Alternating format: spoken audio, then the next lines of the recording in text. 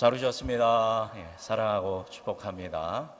오늘 주여 우리가 어느 때에 라는 제목으로 하나님의 말씀 나눌 때에 무지불식간에 우리가 예수님을 만나게 되고 그때 우리가 예수님을 어떻게 섬겨야 하는지에 대해서 우리가 깨닫고 참되게 예수님을 만나고 예수님을 섬기는 은혜가 여러분 안에 있기를 주님의 이름으로 축복합니다. 우리는 지난 몇 주간 24장, 25장 말씀을 읽으면서 우리가 지금 어느 때에 살고 있다? 마지막 때에 살고 있다라는 말씀 함께 나누었습니다. 정리해보면 그렇기 때문에 우리가 뭐 할 필요가 없다? 미혹 당할 필요가 없다라고 말씀드렸죠. 언제부터 마지막 때가 시작됐습니까? 예수님이 승천하신 날부터 지금까지 마지막 때는 계속되었습니다. 왜냐하면 마지막 때에 이런 징조가 있을 거라고 하는데 그런 징조들이 지금 계속 인류 역사에 지난 2000년 동안 계속 있었다라는 것입니다. 그러니까 주님이 내일 오셔도 전혀 문제가 되지 않는 그런 시대 속에 우리는 살고 있습니다. 그렇다면 이런 시대 속에서 우리는 어떻게 살아야 하는가? 25장에서 예수님은 세 가지 비유를 해 주십니다. 첫 번째 비유는 열처녀의 비유였고 두 번째 비유는 지난 시간에 나눈 달란트 비유였습니다. 오늘 마지막으로 나눌 양과 염소의 비유인데 이 양과 염소의 마지막 비유는 최종적인 비유로 이 마지막 때에 우리가 어떻게 살아야 하는 것에 대한 어떤 결론적인 유의미한 그러한 말씀입니다. 그러니까 더욱더 우리가 항상 예배 드릴 때 말씀에 힘써야겠지만 오늘 더욱더 정신을 차리시고 말씀 집중하면서 듣는 여러분이 되기를 바랍니다. 우리 먼저 31절 말씀을 함께 읽어보도록 하겠습니다. 31절 읽어볼까요? 인자가 자기 영광으로 모든 천사와 함께 올 때에 자기 영광의 보좌에 앉으리니. 인자는 누굴 얘기하는 겁니까? 예수님을 얘기하는 것입니다. 예수님이 다시 올 때는 어떤 모습으로 오신다? 영광의 모습으로 모든 천사와 함께 오셔서 영광의 보좌에 앉으신다라는 것입니다. 세 가지 비유의 공통된 점 한 가지, 반드시 주인은, 반드시 임금은, 반드시 왕은 뭐 하신다? 오신다라는 것입니다. 그렇게 약속하셨고 어떻게 오십니까? 갑작스럽게 오신다라는 말씀을 계속 예수님이 해주고 계십니다. 따라서 예수 그리스도를 믿는 그리스도인들은 우리가 주님 다시 오실 그날을 고대하며 사모하며 기다리는 삶을 살아야 한다라는 것입니다. 그래서 우리 음성중앙교회 성도님들은 주님 빨리 안 오셨으면 좋겠어요, 다음에 오세요 이러지 마시고 주님 어서 오시옵소서라는 믿음으로 주님 다시 오심을 고대하며 믿음으로 사모하며 기다리는 여러분이 되기를, 준비하는 여러분이 되기를 바랍니다. 분명하게 예수님은 어떻게 한다? 영광된 모습으로 갑작스럽게 다시 오신다라고 이야기합니다. 그러면서 마지막으로 예수님께서 마지막 비유, 우리 32절에서 33절 말씀 같이 읽어보겠습니다. 모든 민족을 그 앞에 모으고 각각 구분하기를 목자가 양과 염소를 구분하는 것 같이 하여 양은 그 오른편에 염소는 왼편에 두리라. 이제부터는 비유의 말씀이라기보다는 실제적인 말씀으로 예수님이 말씀을 풀어 가십니다. 마치 누가 목자가 양과 염소를 나누듯이, 우리는 유목민이 아니기 때문에 잘 이해를 못하지만 원래 양과 염소는 어떻게 풀어 놓냐면 같이 초원에 풀어 놓는다고 합니다. 그래서 봤을 때 그렇게 크게 구분이 안 될 정도로 그렇게 그냥 평등하게 같은 초원에서 같이 이렇게 풀을 뜯습니다. 그런데 저녁이 되면 이걸 다 어떻게 해요? 양과 염소를 우리에 다시 집어넣게 되는데 넣을 때는 양은 양끼리, 염소는 염소끼리 따로 구분을 합니다. 왜냐하면 염소는 이 체온이 잘 떨어진대요. 그래서 염소는 좀 특별히 더 돌봐야 하기 때문에 염소는 염소끼리, 또 양은 양끼리 따로 이렇게 구분을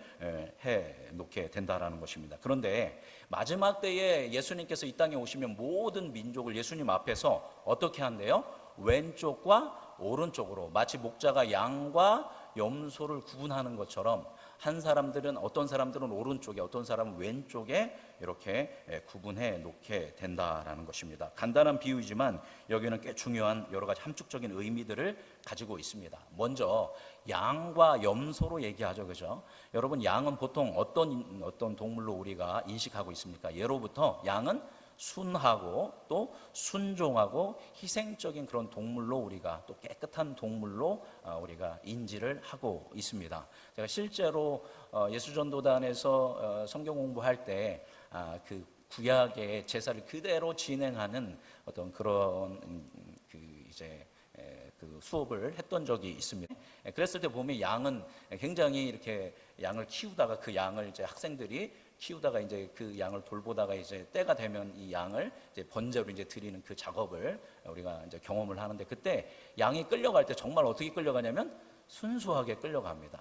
그리고 이제 피를 뽑기 위해서 이제 목을 따죠. 목을 딸 때도 막 몸부림치지 않고 목을 딱 떼면 한번 움직이고 피가 빠질 때까지 그대로 있는 어떤 그런 양의 모습을 그냥 인상적으로 봤던 기억이 있습니다. 그래서 우리 양은 굉장히 순종하고 순하고 어떤 이런 모습으로 우리가 양을 인지하고 있습니다. 반대로 염소는 어떻습니까? 고집스럽게 생각하고, 또 누구를 박아요? 염소는 주인을 박는 어떤 이런 아주 고집스럽고 강한 이런 동물로 인식을 하고 있다라는 것입니다. 그래서 양은 예수님을 비유할 때 양으로 많이 비유되어지고, 염소는 누구의 상징으로 많이 비유되어지냐면 사단의 상징으로, 악의 상징으로 이 비유되어지고 그렇게 상징적으로 그려지는 것을 볼 수 있습니다. 두 번째로 이 양과 염소를 어느 쪽과 오른쪽과 왼쪽, 우편과 좌편으로 놓는데, 우리가 오른쪽은 역사적으로 동서고금을 막론하고 뭐의 힘입니까? 뭐의 상징입니까? 힘의 상징, 권력의 상징, 승리의 상징이 오른쪽이고, 반면에 왼쪽은 뭔가 소외되고 뭔가 약한 어떤 이런 이미지로 우리가 그려진다라는 것입니다. 예수님이 다시 오시면 어떻게 해요? 그 순종적이고 순한 양들은 어느 쪽에, 권능과 승리의 오른쪽에 놓지만, 염소와 같이 불순종하고 고집스러운 어떤 그런 존재들은 소외되고 연약한 어떤 쪽에, 왼쪽에 이렇게 두는 그런 심판을 하게 된다라는 것입니다. 주님 오시기 전에는 모두가 섞여서 큰 차이가 없는 것 같이 살고 있지만, 주님이 오시면 우리 사람들은 다 어떻게 나누어진대요? 오른편과 좌편으로 나누어진다라는 것입니다. 자, 그러면 우리 음성중앙교회 성도님들은 양이 되어 오른편에 놓여질까요? 염소가 되어서 왼편에 놓여질까요? 담임 목사로 원하는 것은 여러분 모두가 양이 되어서 오른편에 놓아지는 그런 은혜가 있기를 주님의 이름으로 축복합니다. 그런데 그때가 되면 이 안에서도 뭐가 있다라는 거예요. 예수님의 말씀에 의하면 양과 염소가 섞여 있다라는 겁니다. 지금은 똑같이 믿는 것 같지만 주님이 오시면 그때는 어떻게 돼요? 양과 염소로 분명하게 나누어지게 된다라는 것입니다. 중간지대가 있다 없다? 없습니다. 나는 오른쪽도 아니고 왼쪽도 아니야. 나는 어떤 때는 오른쪽 같은데 어떤 때는 왼쪽 같아. 이런 분들 있으시죠? 그런 거 있다 없다? 없습니다. 무조건 오른쪽이냐 무조건 왼쪽이냐 이렇게 나누어지게 된다라는 것입니다. 이제 예수님께서는 이 비유로 시작해서 실제적인 예언의 말씀을 선언하십니다. 우리 34절 말씀 읽어보도록 하겠습니다. 34절 읽어볼까요? 그때에 임금이 그 오른편에 있는 자들에게 이르시되 내 아버지께 복받을 자들이여 나와 창세로부터 너희를 위하여 예비된 나라를 상속받으라. 예, 그때에, 자, 임금이 다시 오셨을 때에, 세상의 마지막 날에 최후의 심판의 때에 임금이, 여기서 임금은 누굽니까? 예수님을 얘기한 것입니다. 재림하신 예수님이 오른편에 있는 사람들에게 말을 합니다. 양과 같은 사람들에게 말을 하는 거죠. 먼저 너희들은 어떤 사람들이다? 복을 받을 사람들이다. 너희들은 창세로부터 너희를 위하여 예비된 어디에 들어가게 될 것이다? 하나님의 나라를 상속받게 될 것이다. 37절을 보면 의인이다 라고 부르고 계시고, 48절 6절 말씀을 보면 너희가 영생에 들어가게 될 것이다 라고 오른편 사람들에게 말씀을 해 주십니다. 반면에 왼편에 있는 사람들에게는 어떻게 이야기하셨습니까? 우리 41절 말씀 같이 읽어보도록 하겠습니다. 또 왼편에 있는 자들에게 이르시되 저주를 받은 자들아 나를 떠나 마귀와 그 사자들을 위하여 예비된 영원한 불에 들어가라. 자, 왼쪽에 있는 염소와 같은 사람들에게는 너희들은 뭐를 받은 사람들이다? 저주를 받은 사람들이다. 그래서 너희들은 어디에 들어가게 될 것이다? 아버지의 상속된 나라에 상속을 받는 것이 아니라 사탄과 마귀죠. 그 사자인데 영어로는 엔젤입니다. 그러니까 타락한 천사들을 얘기하는 거죠. 마귀와 이제 타락한 천사를 성경은 뭐라고 얘기하냐면 귀신이라고 이야기합니다. 그 타락한 천사들을 위하여 예비된 영원한 불에 들어가라 라고 이야기하고 있습니다. 46절 말씀을 보면 이들이 영벌에 떨어지게 될 것이다 라고 주님이 말씀을 하십니다. 그들은 이것은 단번에 끝이 나게 됩니다. 항소할 수 없는 최후의 심판이 반드시 있게 된다라는 것입니다. 그래서 우리는 이 예수님의 재림과 심판에 대한 말씀을 진지하게 받아들여야 합니다. 잠깐 표 띄워주시겠습니까? 이 표를 보면 양과 염소이죠. 그래서 양은 어느 쪽에 있다? 오른쪽에, 염소는 왼쪽에. 양들은 아버지께 복을 받은 자들이고 왼쪽에 있는 사람들은 저주를 받은 사람이고, 오른편에 있는 사람들은 창세부터 그들을 위해서 예비된 하나님의 나라를 상속으로 받을 것이지만, 왼편에 있는 사람들은 예비된 불에 떨어지게 될 것이고, 오른편에 있는 사람은 영생에 들어가고 왼편에 있는 사람은 영벌에 들어가게 된다라는 것입니다. 저게 반드시 있다 없다? 반드시 있습니다. 예수님은 반드시 오시고 반드시 우리를 좌우로 나누시게 되는, 심판하게 되는 때가 있고, 오른편에 있는 사람들은 하나님의 나라에서 영생을 누리게 되겠지만 왼편에 있는 사람들은 영원한 불에서 영벌을 이제 경험하게 될 것이다라는 분명한 말씀입니다. 자, 그렇다면 왜 어떤 사람들은 양이 되고 어떤 사람들은 염소가 될까요? 왜 어떤 사람은 오른편에 서고 어떤 사람은 왼편에 서게 될까요? 그것의 기준은 무엇일까요? 예수님이 여기서 이 마지막 때에 있을 심판에 대해서 말씀하시는데, 예수님이 이 기준으로 얘기하시는 것을 우리가 좀 더 유익 있게 봐야 합니다. 우리가 생각하기에는 믿음이 좋은 사람, 또는 헌신을 많이 한 사람, 충성을 많이 한 사람, 종교적 활동을 열심히 한 사람이 오른편에 서야 하지 않겠습니까? 영적인 것을 추구하고 그것을 위해서 살아갔던 사람들이 오른편에 서야 할 것 같은데, 예수님은 너희들은 기도 많이 했다, 너희들은 성경을 백독했다, 너희는 충성을 다했다 라고 하지 않으십니다. 그렇다면 어떤 사람들이 오른편에 서게 되었습니까? 35절, 36절 오른편에 있는 사람에게 하신 말씀입니다. 35절, 36절 읽어보겠습니다. 내가 줄일 때에 너희가 먹을 것을 주었고, 목마를 때에 마시게 하였고, 나그네 되었을 때 영접하였고, 헐벗었을 때에 옷을 입혔고, 병들었을 때에 돌보았고, 옥에 갇혔을 때에 와서 보았느니라. 아멘.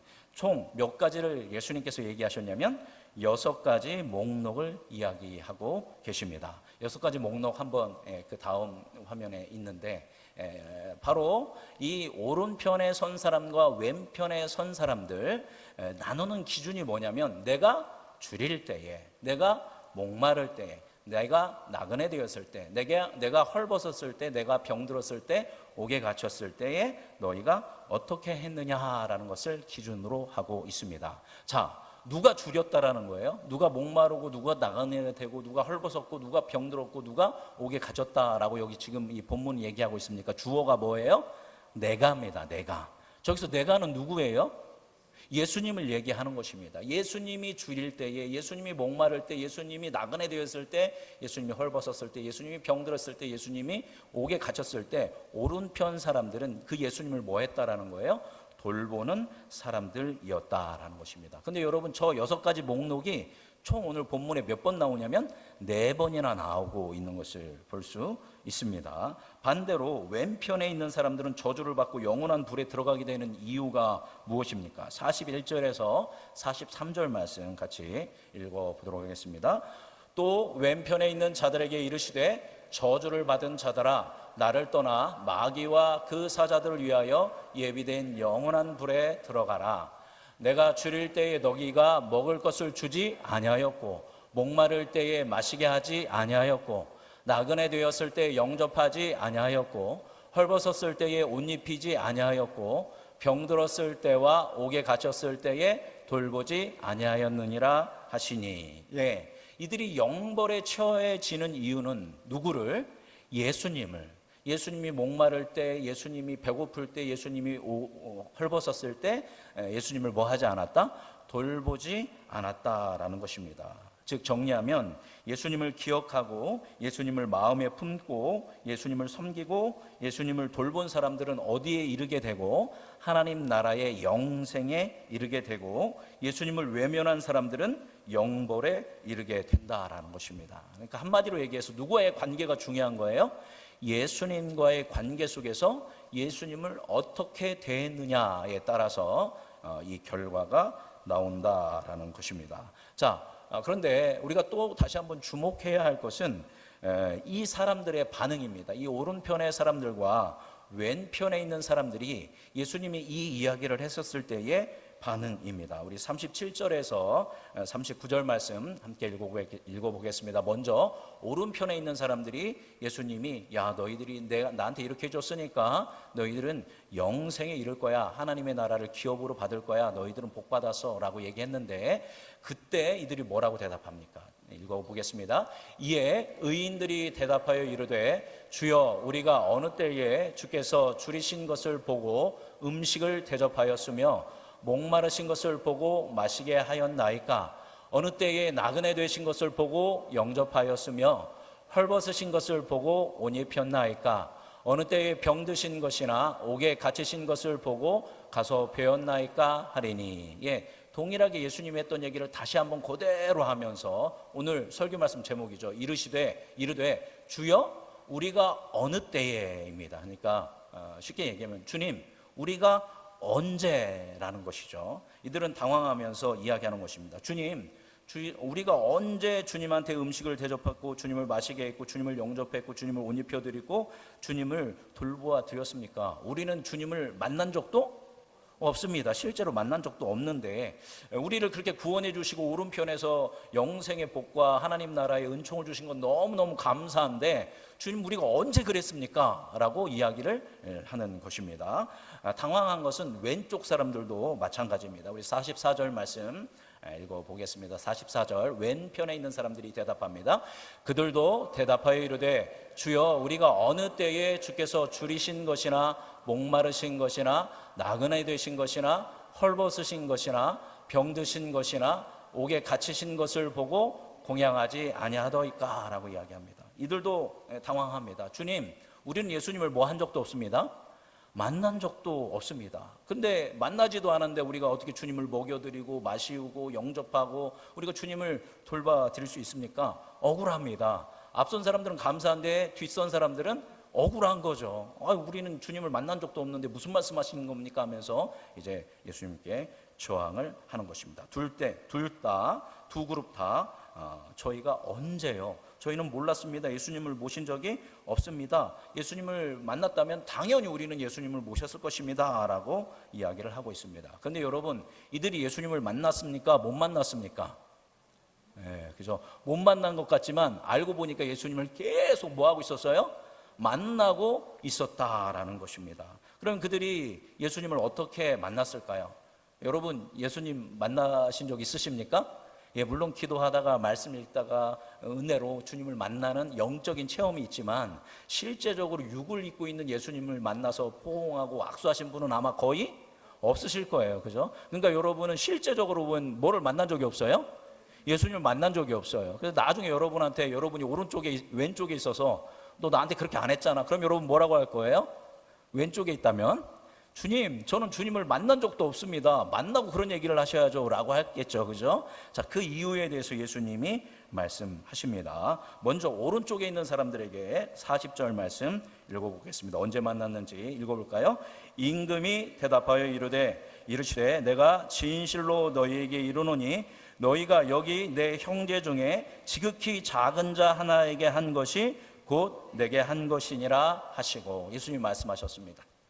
지금 여기 내 형제 중에 어떤 사람? 큰 사람 말고, 그죠? 지극히 작은 사람 한 사람한테 한 것이 누구에게 한 것이라는 거예요? 내게 한 것이다 라고 이야기합니다. 왼편에 있는 사람들에게 뭐라고 얘기하십니까? 45절 읽어보겠습니다. 이에 임금이 대답하여 이르시되 내가 진실로 너희에게 이르노니 이 지극히 작은 자 하나에게 하지 아니한 것이 곧 내게 하지 아니한 것이니라 하시리니. 아멘. 역시 작은 자에게 하지 않은 것이 누구에게 하지 않은 것이다? 예수님께 하지 않으신 것이다 라고 이야기합니다. 그러니까 여러분, 이 말씀을 보면 누가 예수님이었어요? 알고 보니까 지극히 작은 자. 누구 중에서? 예수님의 형제 중에서 지극히 작은 자. 이제 이 말씀을 이제 기독교 역사에서 오랫동안 해석해 왔는데, 처음에는 이 지극히 작은 자가 온 세상에 있는 연약한 존재들이라고 이제 보았는데, 이제 현대 여러 가지 이제 그 문서를 통해서 또 앞뒤를 대조하면서 보았을 때, 여기에서 내 형제 중 지극히는, 예수님의 형제는 누구냐면, 그 보면 예수님이 형제와 어머니가 찾아온 적이 있지 않습니까? 귀신 들렸다고 찾아왔을 때 누가 내 어머니며 내 형제냐? 아버지의 뜻대로 하는 사람이 내 어머니요 내 형제다라고 이야기했습니다. 그래서 이 모든 맥락을 보면 또 지극히 작은 자도 예수님이 어린아이 하나 세워놓고 말씀하신 적이 있죠. 즉 예수 그리스도의 공동체 가운데 예수님을 믿는 성도 제자들의 그 가운데에서 지극히 작은 자를 1차적으로 의미하게 되는 것입니다. 그러니까 우리 음성중앙교회에서 이제 지극히 작은 자라고 한다면 우리 주일학교일 수 있고 또 새신자일 수 있겠죠. 그죠? 어떤 작은 자라는 의미를 가지고 있을 때 바로 그런 사람이 누구였다라고 얘기하시는 거예요. 나였다, 예수였다라고 이야기합니다. 그래서 예수님은 지극히 작은 자, 세상에서 잉여인간이라고 하는 사람, 그냥 이 사람은 남아 돌아가는 사람, 없어도 괜찮은 사람, 존재감이 없는 사람, 스스로의 힘으로 서기 어려운 그런 지극히 작은 사람을 누구와 동일시하신 거예요? 예수님과 동일시하셨다라는 겁니다. 그래서 어느 목사님이 그런 간증을 하신 것을 굉장히 감동적으로 본 적이 있는데, 이 말씀에 감동을 받아서 보니까 지극히 작은 자들이 원래 안 보였는데 뭐 하기 시작한 거예요? 보이기 시작한 거예요. 그래서 그 지극히 작은 자를 돌보면서 마음으로 얘기했다는 겁니다. 주여 당신이십니까? 라고 이야기하면서 그 작은 자 하나하나를 돌봤다라는 이야기를, 그 간증을 들었던 적이 있습니다. 예수님은 이와 같이 작은 자를 자기와 동일시하면서 바로 어떤 사람? 그 지극히 작은 사람. 그러나 여러분 1차적으로는 교회의 지극히 작은 자, 예수 믿는 사람 중에서 지극히 작은 자를 의미하지만 이건 1차적인 것이고, 성경 전체를 본다면 지극히 작은 자는 뭐겠습니까? 이 세상에 연약한 모든 사람들을 의미합니다. 그러나 1차적으로는 교회의 성도들을 의미하고 2차적으로는 온 세상의 모든 사람들을 의미하는 것입니다. 그러니까 어떠한 사람이 오른편에 서서 하나님의 나라를 기업으로 받는 복 받는 사람이냐면, 이 땅에 교회에 예수 믿는 사람들 중에서, 그리고 믿지 않는 사람들 가운데에서 어떤 사람들을 돌보는 사람, 지극히 작은 사람을 돌보는 사람은 어디로 가게 돼요? 오른쪽으로 가게 되고, 그 지극히 작은 사람을 돌보지 않는 사람은 어느 쪽으로 가게 된다? 왼쪽으로 가게 된다라는 겁니다. 충격적인 말씀 아닙니까? 예수를 잘 믿으면, 종교적 활동을 열심히 하면, 내가 내 직분을 잘 해서 충성하면 어느 쪽으로 갈 것 같은데? 오른쪽으로 갈 것 같은데. 우리 마태복음 7장에서 배우지 않았습니까? 우리가 예수님의 말씀으로 선언하고 예수님의 말씀을 증언하고 귀신을 쫓아내고 예수님의 이름으로 병든 사람을 고치고 하지 않았습니까? 그랬더니 그때 예수님이 뭐라고 해요? 나는 너희를 모른다라고 이야기합니다. 그죠? 즉 그런 종교적이고 뭔가 영적이고 그런 것을 한다라는 것이 반드시 하나님의 뜻과 합하지 않을 수도 있다라는 겁니다. 물론 하나님의 뜻에 합한 것일 수 있지만, 그런데 중요한 것은 어떤 것이다? 그 어떤 종교적인 어떤 이런 것이 나더러 주여주여하는 사람이 아니라 누구의 뜻대로 살아가는 사람, 하나님의 말씀대로, 예수 그리스도의 은총대로, 예수 그리스도의 가르침대로 살아가는 사람이 어디에 들어가게 된다? 하나님의 나라에서 영생을 누리게 된다라는 이 말씀입니다. 이것이 지금 오른쪽으로 가느냐 왼쪽으로 가느냐의 기준이 됩니다. 그런데 여러분, 여기서 우리가 오해하면 안 됩니다. 그러면 잘못하면 여기서 뭐가 생길 수 있어요? 내가 착한 일을 많이 하면 어디에 가고? 오른쪽으로 가고, 착한 일을 안 하면 왼쪽으로 가게 된다. 그럴까요? 그렇지 않습니다. 우리가 오른쪽으로 가기 위해서는, 우리가 구원받는 것은, 영생에 이룰 수 있는 것은 우리의 힘으로 우리의 능력으로 할 수 있는 게 아니라 오직 누구의 은혜로 되는 겁니까? 하나님 아버지의 은혜로, 하나님 아버지의 은혜로 누가 오셨어요? 예수 그리스도께서 오셔서 십자가에서 그 살과 몸을 찢기시고 그 피를 다 쏟으심으로 여러분의 죄를 어떻게 했어요? 깨끗하게 용서하여 주셨고, 죽으셨고 부활하심으로 우리에게 생명과 영생의 길을 누가 열어주셨어요? 예수님이 열어주셨습니다. 그것을 믿고 받아들이는 사람이 뭐를 받게 되는 겁니까? 구원을 받게 되고 어느 쪽으로 가게 되는 거예요? 오른쪽으로 가게 되는 겁니다. 근데 오늘 말씀을 보면 마치 그게 생략되고 그 사람들을 돌본 사람들만 오른쪽으로 가는 것처럼 이 말씀을 보게 되면 오해할 수 있습니다. 자, 그런데 분명한 것은, 중요한 것은 오직 구원은 하나님의 은총으로 받는데 누가 정말 하나님을, 예수님을 믿는 사람이냐라는 겁니다. 그죠? 우리 앉아 있는데 여러분 다 우리 누구 믿어요? 예수님을 다 믿고 있죠. 하나님을 다 믿고 있죠. 그런데 자칫 잘못하면 우리 이 가운데에도 예수님을, 하나님을 잘못 믿고 있는 사람이 있을 수 있다라는 겁니다. 저는 뭐예요? 저의 직분이 뭡니까? 목사입니다. 제가 보기에는 기도 누가 제일 많이 할까요? 물론 가정에서 기도 많이 하는 권사님들도 있으시겠지만 저는 의무적으로 계속 열심히 기도하니까 기도 제가 많이 할 겁니다. 누가 말씀을 연구를 가장 많이 할까요? 제가 말씀 연구는 가장 많이 하게 될 것입니다. 그렇기 때문에 어떻게 보면 우리가 일반적으로 생각하기에 누가 가장 영적이에요?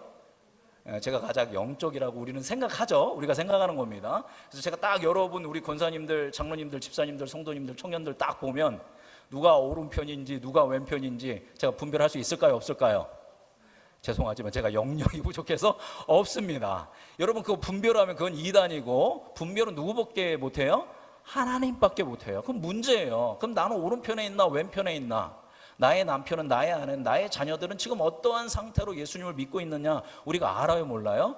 모른다라는 겁니다. 그런데 알 수 있는 방법이 한 가지 있습니다. 자, 잠깐 그 나무 그림을 띄워주시겠습니까? 나무 그림 제일 마지막에. 여러분, 이게 묘종인데 하나는 배나무이고 하나는 사과나무입니다. 자, 이제 어떤 게 배나무고 어떤 게 사과나무인지 구분이 되십니까? 과수원을 하시는 분은 딱 보면 아실 거예요. 그죠? 그런데 가수원을 하지 않는 사람들은 대부분 이게 어떤 게 사과나무고 어떤 게 배나무인지 모릅니다. 제가 만들어 놓고도 저도 헷갈립니다. 오른쪽에 있는 게 사과나무고 왼쪽에 있는 게 배나무입니다. 이쪽이 이제 배나무입니다. 자, 저거 우리가 잘 알아요, 몰라요? 몰라요. 근데 아는 방법은 딱 한 가지 있습니다. 정확하게 알 수 있는 방법. 어떻게 하면 알 수 있어요? 그렇죠. 기다려가지고 잘 키워서 뭐가 열매가 열리면 사과나무에는 뭐가 열릴까요? 사과가 열립니다. 배나무에는 뭐가 열려요? 배가 열립니다. 그러니까 여러분이 정말 예수님을 믿으면 뭐가 열려요, 여러분한테? 열매가 열린다라는 겁니다. 사랑과 희락과 화평과 오래 참음과 자비와 양성과 충성과 온유와 절제의 성령의 열매가 맺힌다라는 겁니다. 기도를 1시간, 성경을 100독 정말 열심히 충성하는 거, 그걸로 열매가 아닙니다. 그래서 열매는 누구를 닮는 열매예요? 예수 그리스도를 닮는 성품의 열매가 반드시 뭐하게 돼 있어요? 예수 믿는 사람은 열매를 맺게 됩니다. 저런 성품의 열매를 맺는 사람은, 그죠? 성령의 열매를 맺는 사람은, 예수 그리스도를 닮아가고 하나님의 성품을 닮아가는 사람들은 저렇게 연약한 지극히 작은 자 한 사람 한 사람을 외면할 수 있어요, 없어요? 있어요, 없어요? 없어요. 누구의 마음이 채워지니까? 하나님 아버지의 마음, 예수 그리스도의 마음이 채워지니까 불쌍한 사람을 보면 뭐 해줘야 돼요? 도와줘야 돼요. 내가 저 사람을 도와주면 예수님한테 상급을 받겠지? 내가 이런 거 하면 내가 인정을 받겠지? 이런 생각 있어요, 없어요? 전혀 없어요. 내 안에 예수 그리스도로 말미암아, 하나님으로 말미암아 내가 그분을 믿고 사랑하기 때문에 그 열매가 맺기 때문에 당연하게 지극히 작은 자 하나하나를 뭐 할 수 있다? 돌보고 그들을 이끌 수 있다라는 것입니다. 그러니까 중요한 거는 누구와의 관계인 거예요? 이걸 했느냐 안 했느냐, 착한 일을 했느냐 안 되느냐, 돌봤느냐 안 돌봤느냐에 먼저 누구와의 관계? 하나님과의 관계가 중요하다라는 것입니다. 그래서 마태복음 7장 20절 말씀 보면 열매로 그 나무를 알게 될 것이다 라고 이야기합니다. 자, 오른편에 있는 사람은, 그저 오른쪽에 있었던 사람은 왜 지극히 작은 자 하나에게 도움의 손길을 펴줬을까요? 그들은 다시 말씀드리지만 천국을 가려고 또 예수님께 보상을 받고 상급을 받으려고 연약한 사람들을 도운 게 아니다라는 것입니다. 이전에 비유에 나왔던 사람들도 마찬가지입니다. 그 10처녀 중에 슬기로운 5처녀 역시, 그리고 달란트, 2달란트, 5달란트 받은 사람들 역시 뭔가 자기들이 칭찬을 받고 뭔가 상급을 받기 위해서 한 게 아니라는 것입니다. 오른편에 있는 사람들도 그러기 위해서 한 보상을 바라고 한 것이 아니라는 것입니다. 누구를 믿기 때문에, 하나님을, 예수님을 믿기 때문에, 그분을 사랑하기 때문에, 그 예수 그리스도를 향한 신뢰를 바탕으로 맡겨진 일에, 그냥 삶에서, 일상에서 충성하고 성실함으로, 신실함으로 헌신했다라는 것입니다. 이런 것이야말로 참된 충성이고 참된 헌신입니다. 보상을 바라는 것이 아니라, 상급을 바라서 하는 것이 아니라 하나님을 사랑하기 때문에 그 사랑으로 이웃을 사랑하기에 이 행동과 이 행위들을 하였다라는 것입니다. 그저 하나님 때문에, 예수님 때문에 이 일들을 했다라는 겁니다. 그래서 예수님이, 야, 너희들이 이 6가지, 다시 한번 이 6가지 그 목록 띄워주시겠습니까? 이 6가지 이 목록들을 보면, 6가지 목록은 달란트가 많다고 또 부자라고 할 수 있는 게 아니에요. 그게 없다고 할 수 없는 게 아니에요. 뭐가 있어야 하는 거예요? 내가 부족하고 내가 가난하고 내가 연약한다 할지라도 하나님을 향한 사랑의 마음이 있으면 줄인 사람을, 목마른 사람을, 나그네를 헐벗은 사람을, 병든 사람을, 옥에 갇힌 사람을 돌보게 된다라는 겁니다. 그래서 예수님이 이들을 칭찬하고, 니들이 정말 나한테 너무 잘해줬어 라고 할 때 이들이 뭐라고 얘기해요?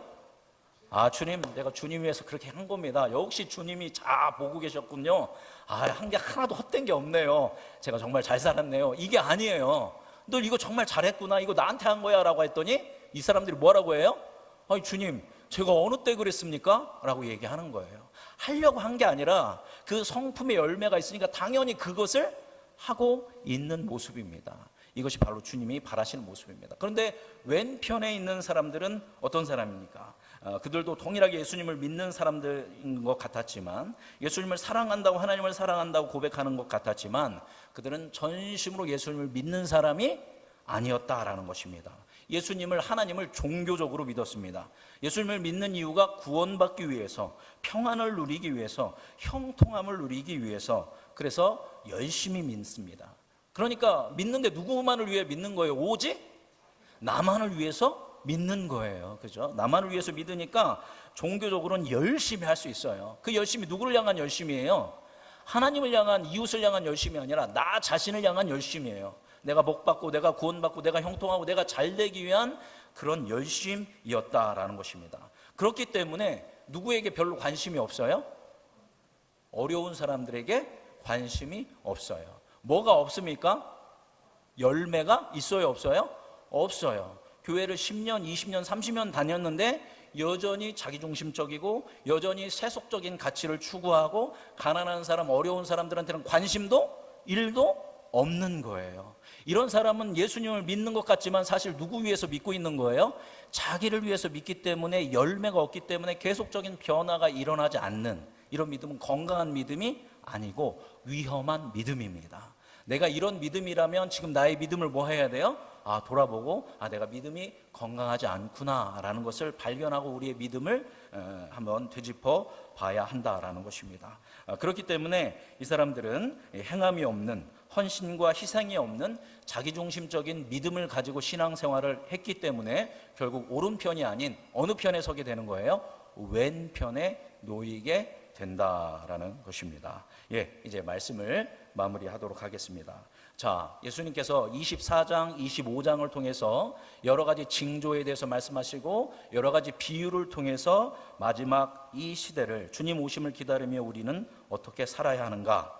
지혜로운 종은, 슬기로운 5처녀는, 5달란트, 2달란트를 받았던 사람은, 오른편에 산 사람들은 어떻게 살았는지 우리에게 말씀해 주시는 것입니다. 그래서 예수님을 인식하고 예수님께 감사하며 그분을 사랑하며 그분을 위해 말씀대로 살기 위하여 씨름하는 삶을 사는 것이 바로 이 시대를, 마지막 세대를 살아가는 준비하는 모습이다라는 것입니다. 예수님께서 이 종말에 대한 말씀은 뭐를 잘 살라고 얘기하시는 거예요? 미래를, 내일을 잘 살라고 얘기하는 말씀이 아닙니다.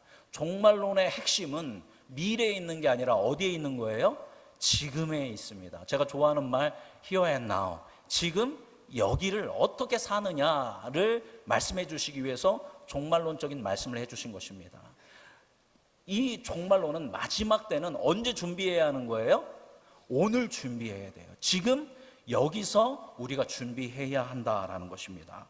오늘의 일상을 충성되게 예수님의 뜻에 따라 살아가야 한다라는 것입니다. 그래서 계속 말씀드리시듯이 가정에서, 직장에서, 삶의 터전에서, 일상생활에서 늘 항상 우리가 누구를 사랑하면서, 예수님을 사랑하면서 예수님을 닮아가는 모습으로 열매 맺는 그런 삶을 살아가야 한다라는 것입니다. 여러분, 그렇게 사는 여러분이 되기를 바랍니다.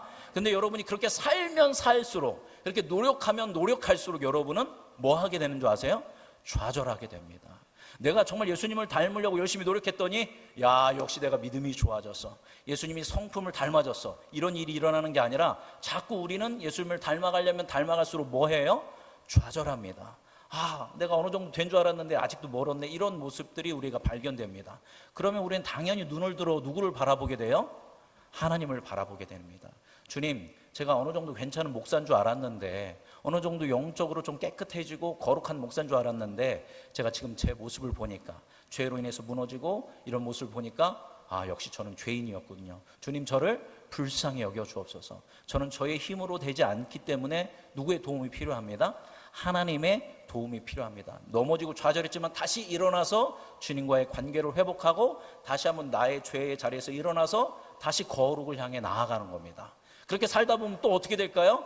또다시 좌절합니다. 그러나 또다시 일어나는 겁니다. 이 과정을 얼마 동안 반복해야 할까요? 언제까지 반복해야 할까요?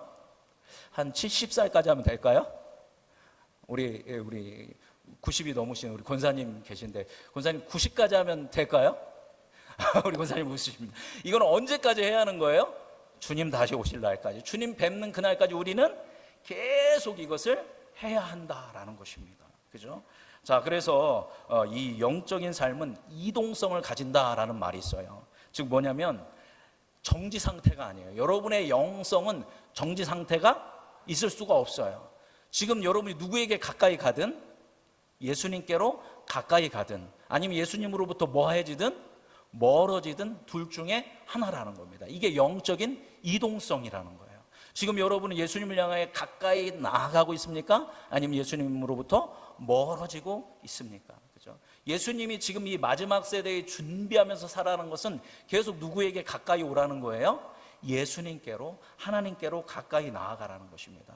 그것이 바로 성화이고, 그 삶을 살기 위해서 힘쓰고 애쓸 때 우리는 자꾸 넘어지겠지만, 넘어져도 주님 뜻대로 살기 위해서 주님 사랑하는 마음으로 일어서실 때에 여러분 가운데 뭐가 맺히기 시작한다라는 거예요? 성령의 열매가 맺히기 시작합니다. 여러분, 그러할 때 조금씩 여러분이 누군가를 긍휼히 여기고, 누군가를 불쌍히 여기고, 누군가를 돌보는 그런, 누구를 닮은 삶을 살게 돼요? 예수 그리스도를 닮은 삶을 산다라는 겁니다. 그게 진짜 뭐 믿는 사람이다? 예수 믿는 사람이다. 지금 여러분에게 성인 군자가 되라, 예수님처럼 되라, 완전한 사람이 되라고 말씀드리는 게 아니에요. 예수님도 그걸 요구하는 게 아니에요. 깨어있어라, 준비해라, 마지막 때를 준비해라 라는 것은 계속 누구에게로 나와라? 예수님께로 나와라, 하나님께로 나와라. 그리고 하나님의 성품을 닮아가고 누구의 뜻대로 살기 위해요? 하나님의 뜻, 예수 그리스도의 뜻, 그 산상수훈의 뜻대로 살기 위해서 힘쓰고 애쓰는 믿음, 그 믿음이 참된 믿음이고, 그 믿음을 가진 사람들은 반드시 누구를 돌보게 됐다? 지극히 작은 자 하나를 돌보게 되어 있다라고 말씀하고 계십니다. 그래서 사랑하는 우리 음성중앙교회 여러분이 저와 여러분이 계속적으로 여러분의 영성이 주님을 닮아가는 그 성화, 그리고 예수님이 기뻐하시는 그 열매를 맺어가는 그런 준비하는 삶, 그런 씨름하는 삶을 사는 여러분이 되기를 주님으로 이름으로 축복합니다. 우리가 그러한 존재가 되어야 합니다. 사랑의 존재가 되어야 하고, 예수적 존재가 되어야 하고, 돌봄이 자연스러운 존재가 되어야 합니다. 그렇게 오늘 말씀 기억하면서 마지막 때를 지혜롭게 섬기며 돌보며 오른편에 서는, 희생과 헌신을 통하여 연약한 사람을 돌보는 그리스도를 닮아가는 우리 음성중앙교회 모든 성도님들 되시기를 주님의 이름으로 축복합니다. 기도하겠습니다. 살아계신 주님,